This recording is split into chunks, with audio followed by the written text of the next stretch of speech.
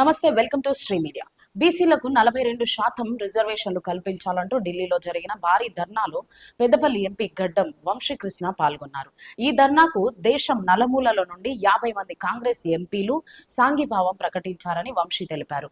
ఈ సందర్భంగా ఎంపీ వంశీ మాట్లాడుతూ బీజేపీ ప్రభుత్వం బీసీలను పట్టించుకోవడం లేదు. రాహుల్ గాంధీ నాయకత్వంలో బీసీలకు న్యాయం జరిగేదాకా మా పోరాటం ఆగదు. ధర్నాలో ఉత్సాహంగా పాల్గొన్న నాయకులకు, కార్యకర్తలకు ఆయన హృదయపూర్వకంగా కృతజ్ఞతలు తెలియజేశారు.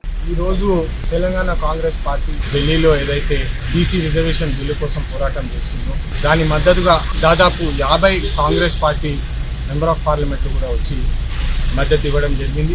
ఇంత మంచి కార్యక్రమం ఢిల్లీలో మా గలం విప్పి ప్రజలందరికీ మేము బీసీ రిజర్వేషన్స్ కోసం ఏదైతే పోరాటం చేస్తున్నామో పెద్ద ఎత్తున తీసుకెళ్దామని చెప్పి ఢిల్లీ రావడం జరిగింది. మీ అందరికీ తెలుసు, బీజేపీ పార్టీ వారు కేవలము పబ్లిక్ని తప్పుదారులు పెట్టడానికి, కన్ఫ్యూజ్ చేయాలని చెప్పి చూస్తున్నారు. కానీ కాంగ్రెస్ పార్టీ, రాహుల్ గాంధీ గారు ఏదైతే కంకణం కట్టుకున్నారో బీసీలకు న్యాయం చేయాలని చెప్పి దాని ప్రకారమే మేము నడుస్తున్నామని చెప్పి ఈరోజు ఢిల్లీలో ఇంత పెద్ద ఎత్తున ఈ ర్యాలీ సక్సెస్ అయినందుకు, ఈ ధర్నా సక్సెస్ అయినందుకు నేను ఇక్కడికి వచ్చిన కాంగ్రెస్ పార్టీ కార్యకర్తలందరికీ నా ధన్యవాదాలు తెలుపుతూ ఈ పోరాటం ఇక్కడనే కొనసాగుతుంది.